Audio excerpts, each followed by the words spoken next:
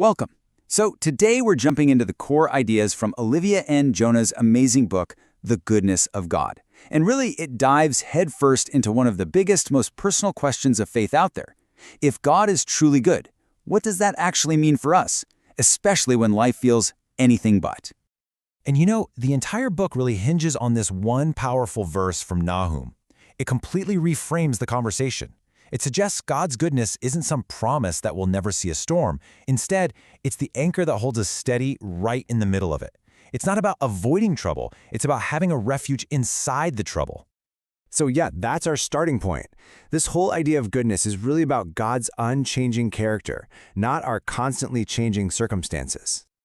And this right here is the main argument of the book. It's such a crucial shift in thinking, isn't it?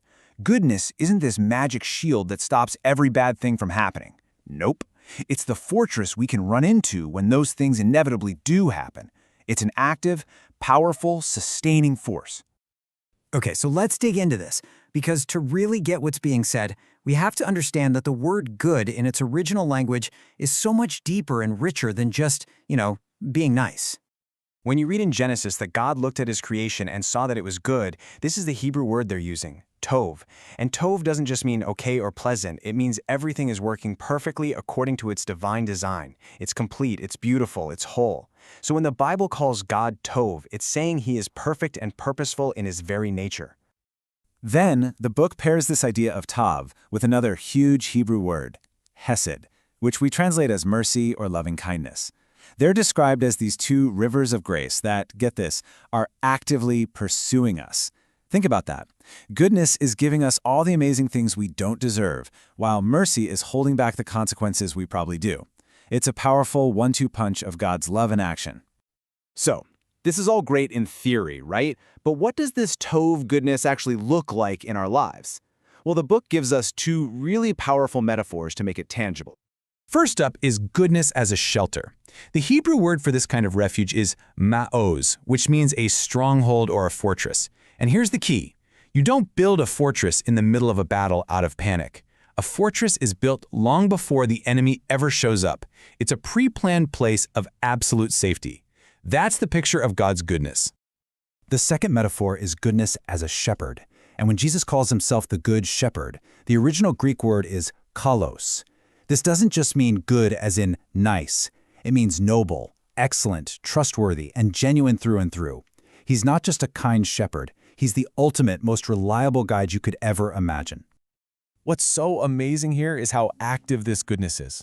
This shepherd doesn't force, he leads gently. He doesn't just give us snacks, he feeds us faithfully with what our souls actually need. He doesn't just watch out for us, he protects fiercely. And maybe the most beautiful part, he restores our soul when we're worn out or lost. Which, of course, brings us to the really tough part. The question the book absolutely has to tackle. The one we've all asked. What about the times when good is the last word we'd use to describe what's happening? What about pain and loss in prayers that seem to hit the ceiling? The book just faces this tension head-on. It doesn't shy away from that brutal collision between what we believe in our heads, God is good, and what we feel in our hearts, which is often, man, this really, really hurts. And the first answer it offers is this paradox of pruning. It pulls from the book of John where Jesus talks about being a vine. A good gardener who sees a branch with potential will actually cut it back. Now to the branch, it feels like violence, like loss. But from the gardener's perspective, it's a profound act of love and investment designed to make that branch bear even more fruit later on. This verse just nails the point, doesn't it?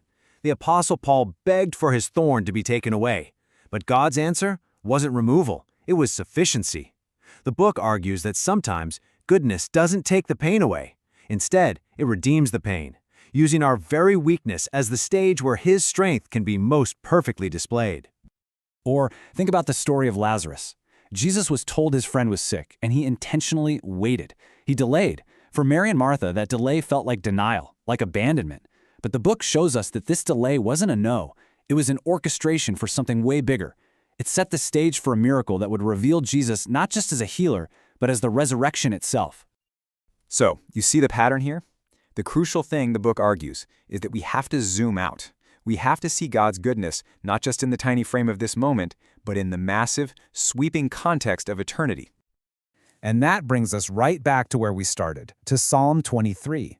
That relentless pursuit of goodness and mercy, it doesn't stop when our heart does. This verse is the ultimate promise. It's a journey that doesn't just end at the grave, but culminates in God's eternal home. This really captures the final takeaway so beautifully. Goodness isn't just something to help us get through life. It's the very power that escorts us beyond life, out of all the shadows and storms, and into the permanent, brilliant presence of God Himself. So, we'll leave you with this final thought from the book.